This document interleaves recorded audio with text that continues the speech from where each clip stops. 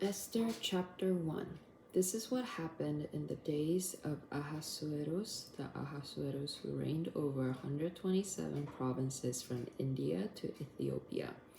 At that time, King Ahasuerus sat on his royal throne in the castle in Shushan. In the 3rd year of his reign, he gave a banquet for all his princes and his servants. The military leaders of Persia and Media, plus the nobles and officials of the provinces, were present. He displayed the vast wealth of his kingdom and the splendor and glory of his majesty for many days, 180 days. When these days were over, the king gave a banquet lasting 7 days in the garden court of the king's palace, where all the people who were present in the palace at Shushan, for both the greatest to the least. There were white and blue linen curtains hung by cords of fine linen and purple and silver rings and marble columns, gold and silver couches on a mosaic pavement of alabaster, marble, mother of pearl, and minerals. Wine was served in golden goblets, each of which was different from the other, and the royal wine was abundant according to the king's wealth.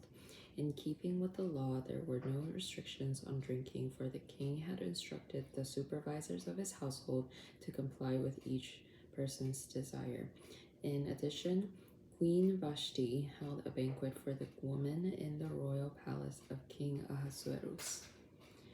On the 7th day, when the heart of the king was merry from the wine, he commanded Mehuman, Bizatha, Harbona, Bigtha, Apaktha, Zethar, and Karkas, the 7 eunuchs who attended Ahasuerus the king, to bring Queen Vashti before the king wearing the royal crown.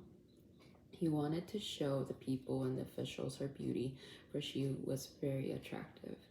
But Queen Vashti refused to come at the king's command, conveyed by the eunuchs. Then the king became furious and burned with anger. So the king consulted the wise men who discerned the times, for it was the king's practice to consult experts in matters of law and justice. Those closest to him were Karshena, Jethar, Shethar, Admata, Tarshish, Meres, Marsena, and Memucan, the 7 princes of Persia and Media, who had access to the king's presence and were the highest in the kingdom. By law, what is to be done with Queen Vashti for failing to obey the command of King Ahasuerus conveyed by the eunuchs? Then Memucan answered in the presence of the king and the princes, Queen Vashti has wronged not only the king, but also all the princes and people who are in all the province of King Ahasuerus. For the queen's conduct will go out to all the women, making their husbands contemptible in their eyes by saying, King Ahasuerus commanded Queen Vashti to be brought in before him, but she would not come. This very day, the noble women of Persia and Media, who have heard of the matter concerning the queen, will respond similarly to all the king's princes, and there will be no end to the contempt and anger. If it pleases the king, let a royal commandment go forth from him, and let it be written in the laws of Persia and Media, which cannot be repealed, that Vashti may not come into the presence of King Ahasuerus, and let the king give her royal status to another who is more worthy than she. Then the king's edict, which he will enact, will be proclaimed throughout all his vast kingdom, and all the wives will give their husband honor from the greatest to the smallest. The matter pleased the king and the princess, so the king did according to the word of Memucan. He sent letters throughout all the royal princes, to each province in its own script, and to each people in its own language, that every man should be in charge of his own household and speak the language of his own people. Chapter 2. After these things, when King Ahasuerus' anger subsided, He remembered Vashti and what she had done and what had been decreed against her. Then the king's servants who attended him said, "Let a search be made on the king's behalf for beautiful young virgins.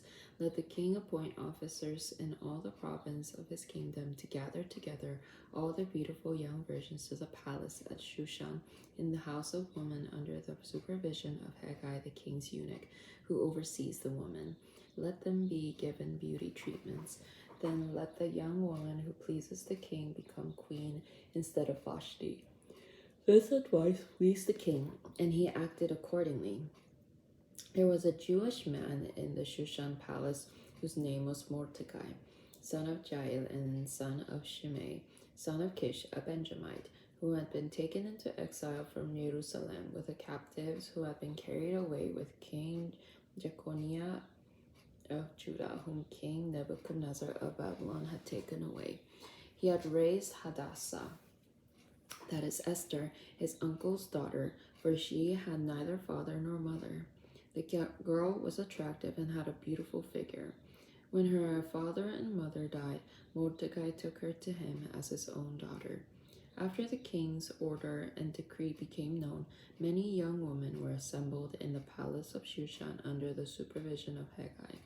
Esther also was taken into the king's household under the supervision of Haggai, guardian of the women. This young woman pleased him and found favor with him. He quickly arranged her beauty treatments and provided her special food. He also provided her with 7 specially chosen young women from the king's household. Then he moved her and her maids to the best place in the woman's house. Esther had not disclosed her people or her lineage because Mordecai had commanded her not to make them known. Every day Mordecai walked in front of the woman's courtyard to find out how Esther was and what might happen to her. When each young woman's turn came to go to King Ahasuerus at the end of 12 months as prescribed for the woman, for in this way they fulfilled their purification, 6 months with oil of myrrh and 6 months with perfumes and women's cosmetics. The young woman would go to the kings in this way. Whatever she asked for was given to her to take with her from the woman's house to the king's palace. In the evening she would go, and in the morning she would return to the second woman's home under the supervision of Shashgaz, the king's eunuch, guardian of the concubines. She would not go back to the king unless the king was pleased with her and summoned her by name. When the turn came for Esther, the daughter of Abihail, the uncle of Mordecai, who had taken her as his daughter, to go to the king, she did not ask for anything except what Haggai, the king's eunuch, the guardian of the woman, advised. And Esther won favor in the eyes of all who saw her. Then Esther was taken to King Ahasuerus at his royal house in the 10th month, which is the month Tevet, in the 7th year of his reign. Now the king loved Esther more than all the other women, and she won his grace and favor more than all the other virgins. So he placed the royal crown upon her head and made her queen instead of Vashti. Then the king gave a great banquet, Esther's banquet, for all his princes and servants. He proclaimed a holiday for the princes and distributed king's gifts in keeping with the king's wealth. When the virgins were assembled a second time, Mordecai was sitting in the king's gate. Esther had not yet made known her lineage or her people, just as Mordecai had told her. Esther continued to follow Mordecai's instructions as she had done when he was bringing her up. In those days, while Mordecai was sitting at the king's gate, Bigthan and Teresh, 2 of his king's eunuchs, who guarded the doorway, became angry and conspired to assassinate King Ahasuerus. But Mordecai found out about the plot and told it to Queen Esther. Esther informed the king in Mordecai's name. When the matter was investigated and found to be so, they were both hanged on a gallows. It was then written in the book of Chronicles in the king's presence. Chapter 3. Sometime later, King Ahasuerus promoted Haman, son of Hammedatha, the Agagite, elevating him and setting his chair above all the officials who were with him. All the king's servants who were at the king's gate bowed down and paid honor to Haman, for the king had commanded it. But Mordecai would not bow down or pay him honor.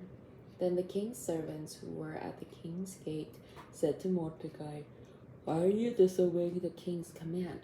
Day after day they spoke to him, but he would not listen to them. Therefore they told Haman in order to see whether Mordecai's resolve would prevail, for he had told them that he was a Jew. When Haman saw that Mordecai was not bowing down or paying him honor, Haman was filled with rage, but it was repugnant in his eyes to lay hands on Mordecai alone, for they had told him the identity of Mordecai's people. So Haman sought to destroy all the Jews, the people of Mordecai, who were throughout the whole kingdom of Ahasuerus. In the first month, that is the month of Nisan, in the 12th year of King Ahasuerus, they cast the pur, that is the lot, in the presence of Haman from day to day and month to month, up to the 12th month, which is the month of Adar. Haman then said to King Ahasuerus, "There is a certain people scattered and dispersed among the peoples in all the provinces of your kingdom, whose laws differ from those of every other people, and who do not obey the king's laws. It is not in the king's interest to tolerate them. If it pleases the king, let an edict be written to destroy them. I will pay 10,000 talents of silver into the hands of those who carry out this business, to put it into the king's treasuries." The king took his signet ring from his hand and gave it to Haman, son of Ammedatha the Agagite, enemy of the Jews. The king said to Haman, "The silver and the people are yours. Do with them as you please." The king's scribes were summoned in the first month, on the 13th day, and an edict was written as Haman had commanded. Everything Haman commanded was written to the king's provincial governors, and to the officials who were in every province, and to the officials of every people, province by province according to its script, and people by people according to its language. It was written in the name of King Ahasuerus and sealed with the king's ring. Dispatches were sent by couriers into all the king's provinces, stating to destroy, slay, and annihilate all the Jews, from the youth to the elderly, both little children and women, on a single day, the 13th day of the 12th month, in the month of Adar, and to plunder their possessions. A copy of the edict was to be issued as law in every province and made known to all people, so they would be ready for that day. The couriers went out hurriedly with the king's command, and the edict was issued in the place in Shushan. The king and Haman then sat down to drink, but the city of Shushan was dumbfounded. Chapter 4. When Mordecai learned all that was done, he tore his clothes, put on sackcloth and ashes, and went out into the middle of the city, crying out in a loud and bitter voice. He went only as far as the king's gate, because no one could enter the king's gate clothed in sackcloth. In each and every province where the king's edict and law came, there was great mourning among the Jews, with fasting, weeping, and wailing. Many put on sackcloth and ashes. When Esther's maid and eunuchs came and told her, the queen was greatly distressed. She sent clothes for Mordecai to put on so he would remove his sackcloth, but he refused. So Esther summoned Hathach, one of the king's eunuchs, whom he had appointed to attend her, and ordered him to go to Mordecai to find the cause and reason for this. So Hathach went out to Mordecai in the city square in front of the king's gate.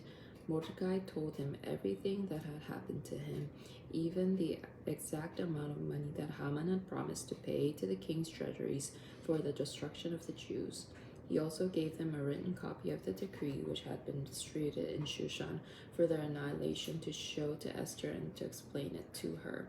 He instructed her to go into the king and to beg his favor and plead before him on behalf of her people.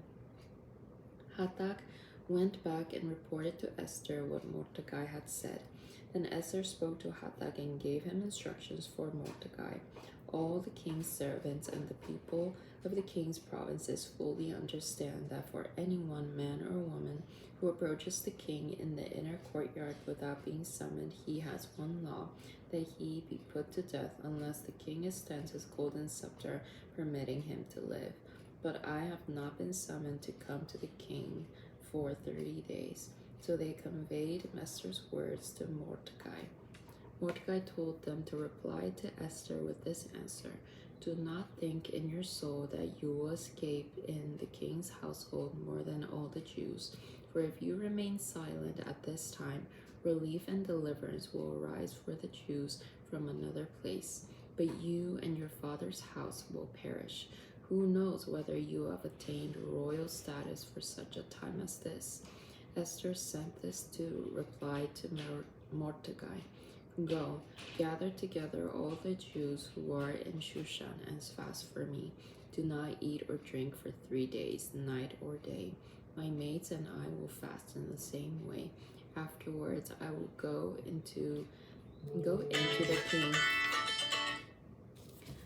I will go into the king, even though it is not according to the law. So if I perish, I perish. So Mordecai left and did all that Esther commanded him.